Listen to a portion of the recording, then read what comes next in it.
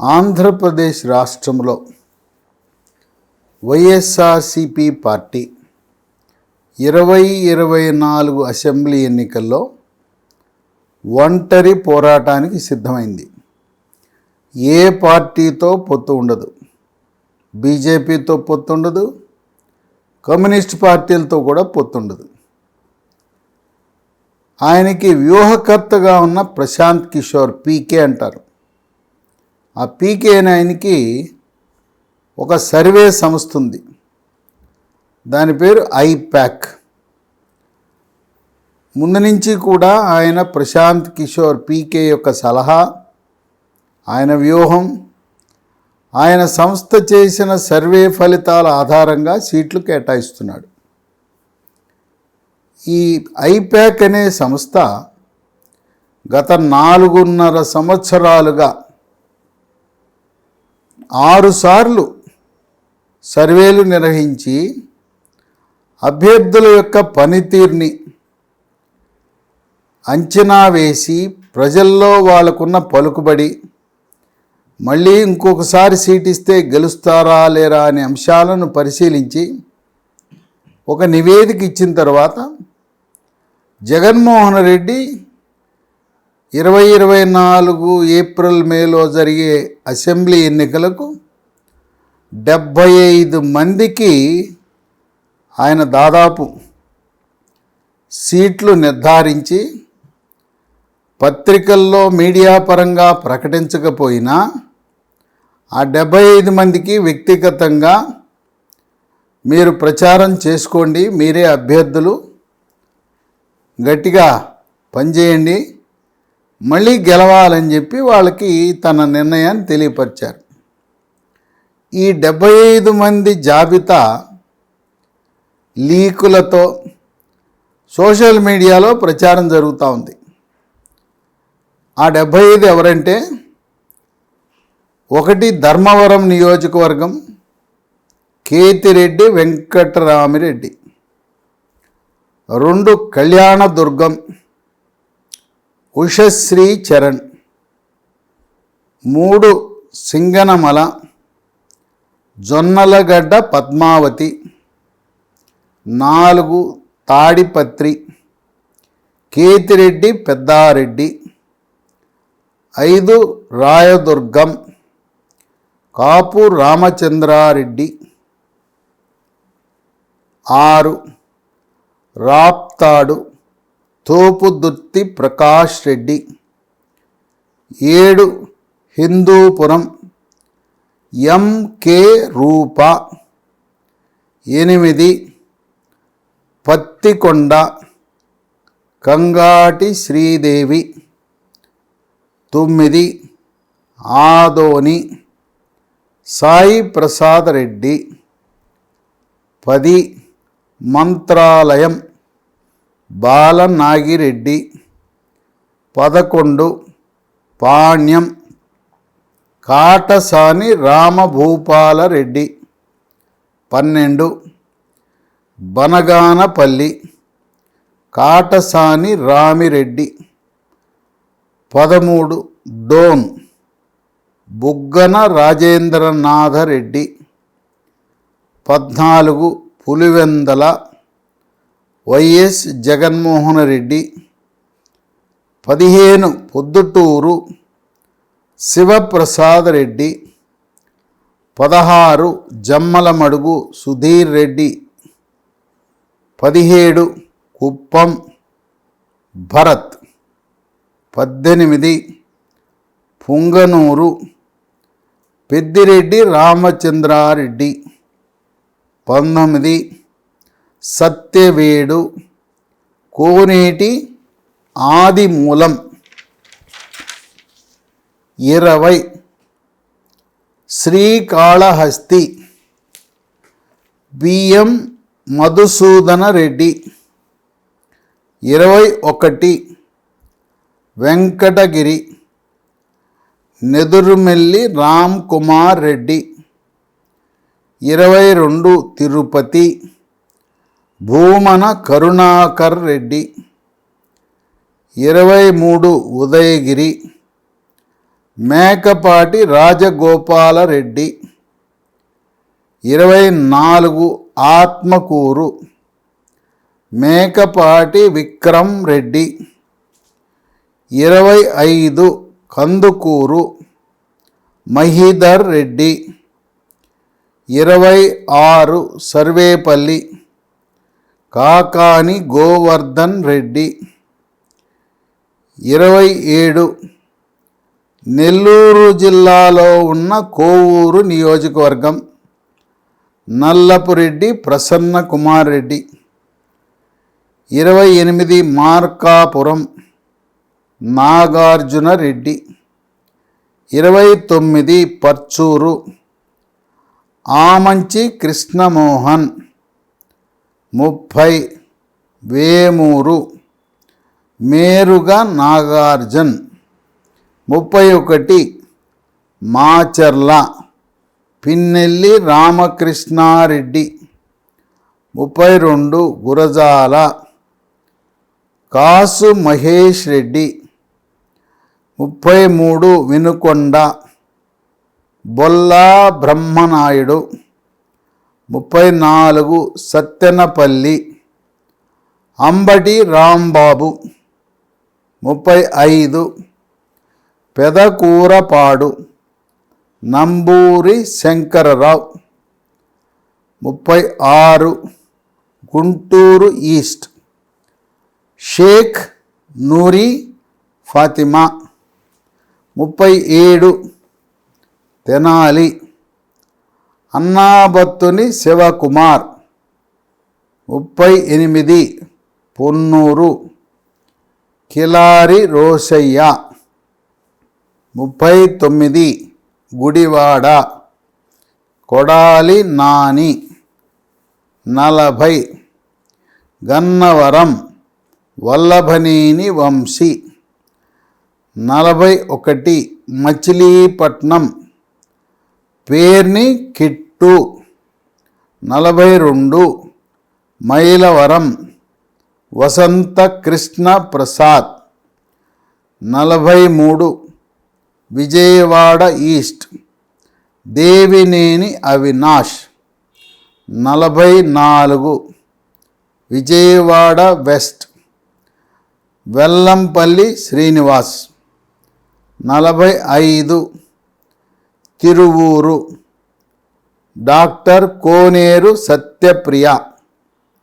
46 కైకలూరు దూలం నాగేశ్వరరావు. 47 నూజివీడు మేకా ప్రతాప్ అప్పారావు. 48 దెందులూరు అబ్బయ్య చౌదరి. 49 చింతలపూడి గంజిమాల దేవి. 50 తణుకు కారుమూరి నాగేశ్వరరావు. 51 పాలకొల్లు గూడాల రవి. 52 భీమవరం గ్రంథి శ్రీనివాస్. 53 కొత్తపేట జగ్గిరెడ్డి. 54 రాజోలు రాపాక వరప్రసాద్. 55 ఉంగుటూరు పుప్పాల శ్రీనివాసరావు. 56 రాజమండ్రి సిటీ గూడూరు శ్రీనివాసరావు. 57 ముమ్మడివరం పొన్నాడ సతీష్. 58 రాజానగరం జక్కంపూడి రాజా. 59 పెద్దాపురం దొరబాబు. 60 తుని దాడిశెట్టి రాజా. 61 నర్సీపట్నం ఉమాశంకర గణేష్. 62 యలమంచిలి గుడివాడ అమర్నాథ్. 63 మాడుగుల బూడి ముత్యాల నాయుడు. 64 విశాఖ నార్త్ కేకే రాజు. 65 విశాఖ సౌత్ వాసిపల్లి గణేష్. 66 గాజువాక తిప్పర్తి రేవంత్ రెడ్డి. 69 కురుపాం పాముల శ్రీ పుష్పవాణి. 68 పాలకొండ కళావతి. 69 గజపతి నగరం బొత్స అప్పల నర్సయ్య. 70 రాజాం కంబాల జోగులు. 71 శ్రీకాకుళం ధర్మాన ప్రసాదరావు. 72 నర్సంపేట ధర్మాన కృష్ణదాస్. 73 టెక్కలి దువ్వాడ వాణి. 74 పలాస సీదిరి అప్పలరాజు. 75 ఇచ్చాపురం పిరియా విజయ. ఈ 75 మందికి కూడా ఈ ఐప్యాక్ చేసిన సర్వేలోను జగన్మోహన్ రెడ్డి దగ్గర మంచి పేరు, వాళ్ళ పనితీరు, మళ్ళీ సీట్ ఇచ్చినా గెలిచే అవకాశాలు ఉన్నాయని సర్వే నివేదికల ఆధారంగా వీటిని ప్రకటించారు. ఇప్పటికే నెల్లూరు జిల్లాలో 3 ఎమ్మెల్యేలు, దాంట్లో కూడా ముఖ్య నాయకులు ఆనం రామనారాయణ రెడ్డి, తర్వాత శ్రీధర్ రెడ్డి, చంద్రశేఖర్ రెడ్డి, తాడికొండ నుంచి డాక్టర్ శ్రీదేవి, 4 ఎమ్మెల్యేలు వైఎస్ఆర్సీపీ నుంచి వాళ్ళు తెలుగుదేశం పార్టీ దిశగా తెలుగుదేశం పార్టీ నుంచి పోటీ చేసే సూచనలు కనపడుతున్నాయి. ఇక ప్రస్తుతం ఉన్న మిగతా వారిలో కనీసం 30 మందికి సీట్లు దక్కవు. ఆ 30 సంఖ్య ఐప్యాక్ సర్వే ఆధారంగా 30 మంది ఎమ్మెల్యేలు కాకుండా ఇంకొక 20 మంది మీద కూడా వేటు పడవచ్చు. అంటే 2019లో జరిగిన ఎన్నికల్లో ఎవరైతే 175 మంది పోటీ చేశారో వారిలో ఒక 50 మందికి ఈ 2024 ఎన్నికల్లో సీటు లభించే అవకాశాలు తక్కువ. ఇదిలా ఉంటే జనసేన తెలుగుదేశం పొత్తు ఖరారైంది. వాళ్ళిద్దరూ కలిసి ఎన్నికల ప్రణాళిక, ఎన్నికల మేనిఫెస్టో సిద్ధం చేసుకున్నారు. 6 సూత్రాలు, 6 పాయింట్లు తెలుగుదేశం, 5 పాయింట్లు జనసేన, 11 అంశాలతో ఎన్నికల మేనిఫెస్టో సిద్ధం చేసుకుని ప్రచారానికి దిగారు. ఇక రేపు మాపో ఎన్నికల షెడ్యూల్ విడుదలైన తర్వాత బీజేపీ పార్టీ కూడా జనసేన తెలుగుదేశం పార్టీతో కలిసి పోటీ చేయటం ఖాయం. కొన్ని కారణాల వల్ల ముందస్తుగా ప్రకటించడం లేదు. కానీ లోపాయికారిగా భారతీయ జనతా పార్టీ జనసేన తెలుగుదేశం పార్టీతో ఒప్పందం ఖరారైంది. అధికారిక లాంఛనంగా ప్రకటన, పత్రికాముఖమైన ప్రకటన జాతీయ పార్టీ చేయటమే తరువాయి.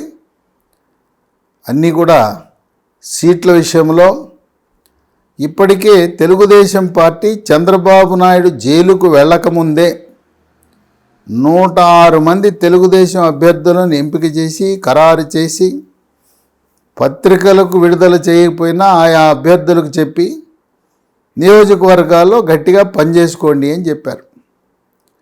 అదేవిధంగా జనసేన కూడా 40 నియోజకవర్గాల్లో అభ్యర్థులను గుర్తించి ఆ 40 మందికి మీరు మీ నియోజకవర్గాల్లో ఉధృతంగా పార్టీ కార్యక్రమాలు, ప్రభుత్వ వ్యతిరేక ఉద్యమాలు ప్రారంభించమని చెప్పారు. విశేషం ఏంటంటే ఈ 106 నియోజకవర్గాలు చంద్రబాబు నాయుడు గుర్తించిని, జనసేన గుర్తించిన 40 ఎక్కడా కూడా ఏమాత్రం ఇబ్బంది పడలా.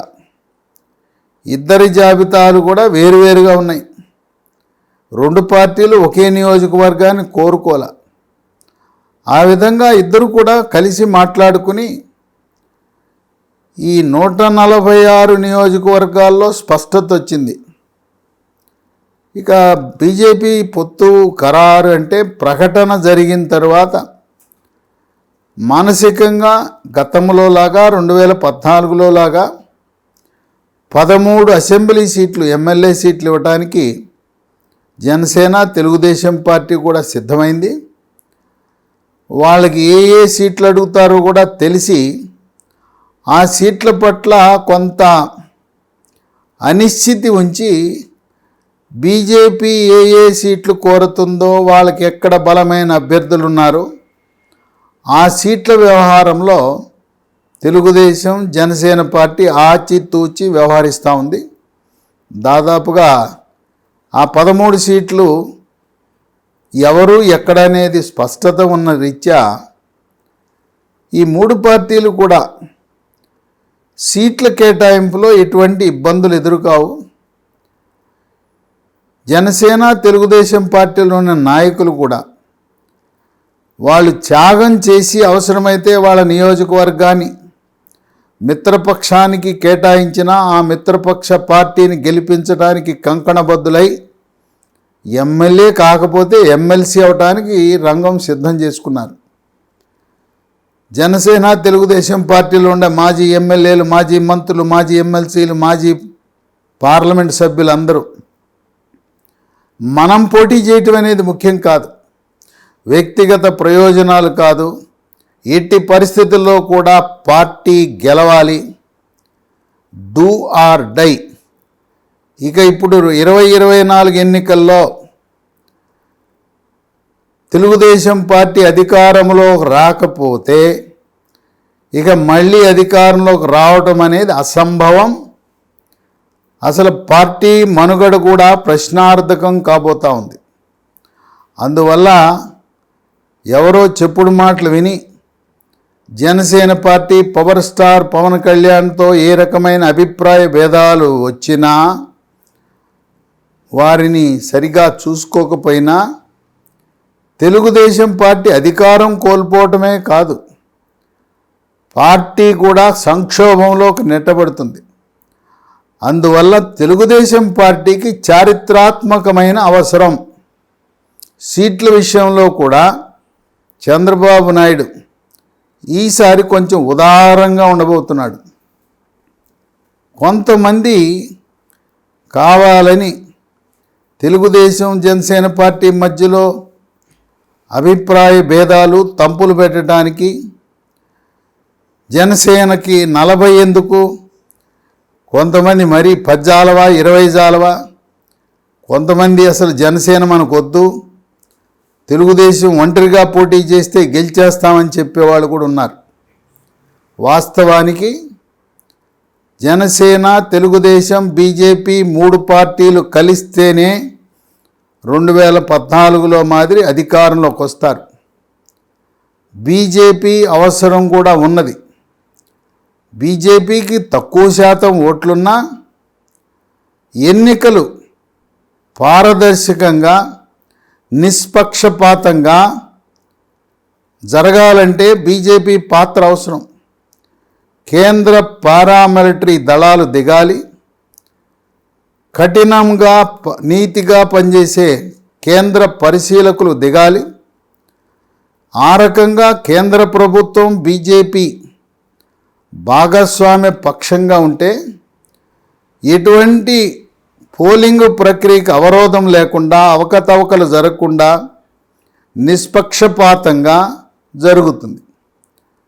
బీజేపీ వద్దు అనుకుంటే ఎన్నికలు ఇప్పుడు ప్రస్తుతం ఉన్న పోలీసు వ్యవస్థ గురించి, ప్రస్తుతం ఉన్న వైఎస్ఆర్సీపీ ప్రభుత్వం గురించి, తెలుగుదేశం పార్టీకి, జనసేన పార్టీలో ఉండే నాయకులకు, శ్రేణులకు, కార్యకర్తలకు అందరికీ వాళ్ళు ఎలాంటి వారు, కేంద్ర ప్రభుత్వం మద్దతు లేకపోతే ఆంధ్రప్రదేశ్ రాష్ట్రంలో శాసనసభ ఎన్నికలు ఏ విధంగా జరుగుతాయి అనేది ఊహించుకోవచ్చు. అందువల్ల ఎన్నికల ప్రక్రియ పకడ్బందీగా, ఎటువంటి రాష్ట్ర పోలీసు ప్రమేయము లేకుండా పూర్తిగా కేంద్ర ఎన్నికల సంఘం నియమించిన అధికారుల పర్యవేక్షణలో, పారామిలిటరీ దళాల యొక్క పర్యవేక్షణలో రాష్ట్ర ప్రభుత్వ అధికారులను, పోలీసు అధికారులను వాళ్ళని ఎక్కడ పెట్టాలో అక్కడ పెట్టి, ఏ విధంగా తెలంగాణ రాష్ట్రంలో సీనియర్ పోలీస్ అధికారులను, సీనియర్ ఐఏఎస్ అధికారులను బదిలీ చేసి వాళ్ళను ఎన్నికలకు దూరంగా పెట్టారో, అటువంటి చర్యలు తీసుకోవాలంటే బీజేపీ యొక్క అవసరం ఎంతైనా ఉన్నది. అందువల్ల 3 పార్టీలు కలిసి 2014లోలా విజయం సాధించాలనే వ్యూహంతో కదులుతున్న సమయంలో